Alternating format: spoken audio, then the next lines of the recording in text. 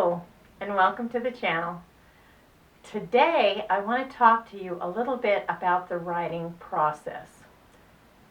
This tradition of the writing process and the character of the writing process have been inculcated in English classes, especially at the high school level, for as long as I've known. And different teachers approach it different ways. And I think that is good. I have this theory that the best processes a teacher can use, the best methods a teacher can use, are those that they've discovered they can function with the best. We discover ourselves when we teach. We discover our predilections. We discover our temperament.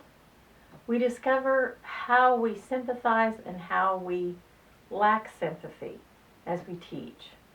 We discover our personalities, really, as we teach. And I think the best methodologies come from a teacher fitting the classroom and the experience as comfortably around the self and the students as possible. So somebody who's a natural lecturer is going to love the lecture design, but it's not for everybody, and it's not for every subject. That said, most people who've attended public schools, or even many who attended private schools, have encountered the writing process in some form or another in their English class, especially in high school.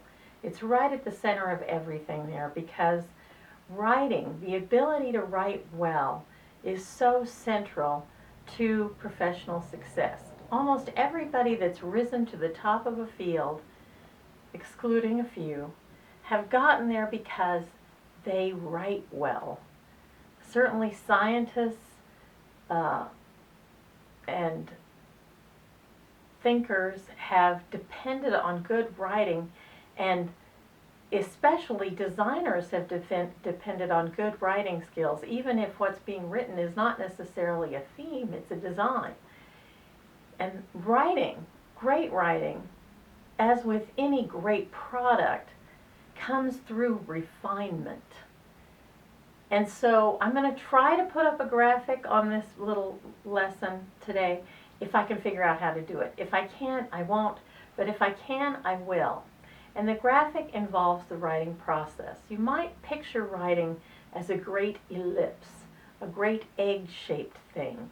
And on this egg-shaped track, you will see at the top pre-writing, things like organizing, note-taking, thinking, reading, and then drafting. The first time you actually try to write down ideas and put things down together is drafting. Then revision. In essence, a good piece of writing will have to be shaped more than once. Just as great artists, great painters would sketch and do sketch studies first and then approach their great paintings, the same thing has to happen for writers. There's a type of sketching that goes on first, and then in revision we begin to see the final product. The final step in this process that isn't really final is polishing. In other words, going through and correcting errors, catching mistakes that are confusing, phrasing that's off, and then either returning to the writing process and approaching it again or submitting it for evaluation. The writing process is so important, it's so powerful, that when a student begins to enter it, a teacher really should be paying attention to every step in the process, not just the final product. And this is where the 2 grades a week system works really well. If you have students do discovery writing, in other words, brainstorming writing, where they're writing little short responses to ideas and coming up with ideas of their own, that can be part of a process to a larger work. If you want students to learn to organize their thoughts, you should have them organize their thoughts, write outlines, write bubble graphs, those sort of things, and you need to check them. Now, you might not necessarily need to grade them, but you can. And by grading them as they go along, the final product will be much easier to grade. So, the reason why I know this works is I was taught by a non-writer how to write, and part of what he required were these note cards that I don't know how long teachers had employed them, but they were ideas that you wrote down where you wrote down an idea from a writer that you were going to use to support your idea.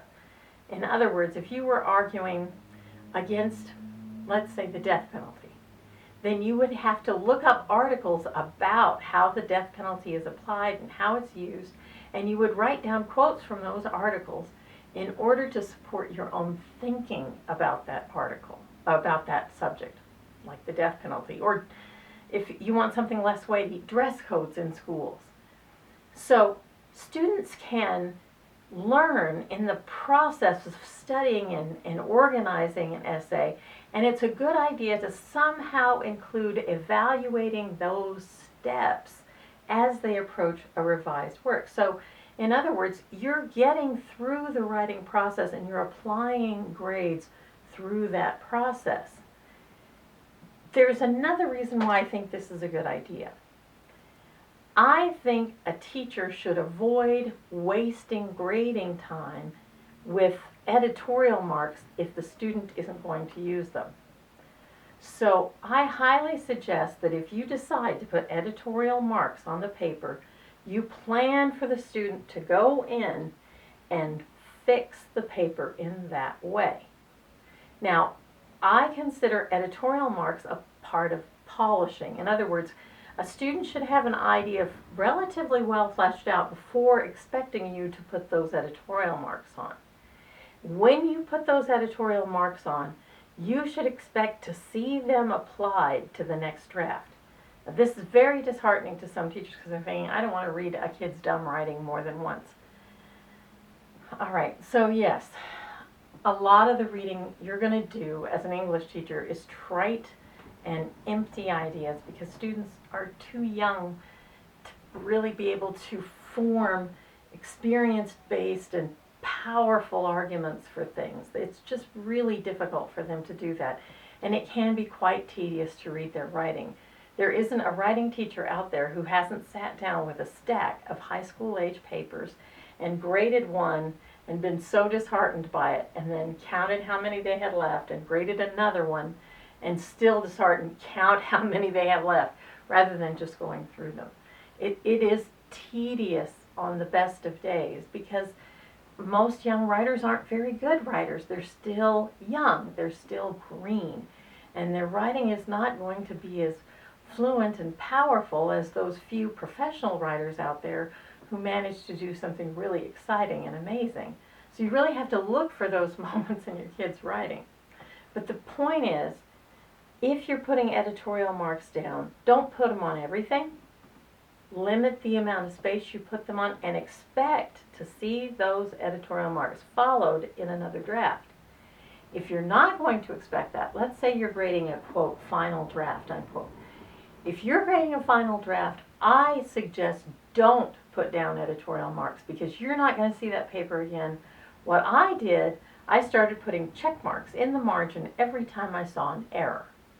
And if the student couldn't find the error in the line, they could ask. Because they will. Some won't. Some don't care. I don't want to sugarcoat this. Some really don't care. They just don't care. But some really do care. And so when they see those check marks, they'll come up and say, what's this check mark for? And that's when you can correct them, and they'll remember that correction more. The other thing that's really important about spending time grading as you go along, you're less likely to get cheating situations. If you see those things coming in, if you grade parts of the paper as you go along, the pre-writing, the drafting, the revision, you know, if you grade those elements as the writing goes along, it's going to be so much better in the end. It's going to be so much faster in the end. You're going to have fewer errors. And you know what? The fewer times your pen touches the paper, the less time it takes to grade the paper. So if you can minimize errors for kids, you will not only see their grades go up, but your time to grade their work goes down. That's why teachers like to put the good kids' papers at the back, the smart kids' papers at the back, because that's fast. You want to get through those weak papers first because they take forever. They take lots of marking. So be wise with yourself. Try to get them to generate papers that are as error-free as possible. Plan ways to make them correct their errors so that when you see that final paper, you don't have to spend a lot of time marking that. Give some A's by planning to grade the parts before they go all together so that they look better when they're done. That's it for today. I sincerely hope that every teacher that can incorporate writing will. And I also want to suggest that those who use writing as the central tool employ grading the process as they go along. That way, when the final paper comes in, it's already earned several grades, and therefore it weighs good and heavy without having to weight it. That's it for today. As I said before, I think I said that before. That's all I have for today, and I hope you have a glorious rest of the day. I hope you see me tomorrow, you gorgeous people.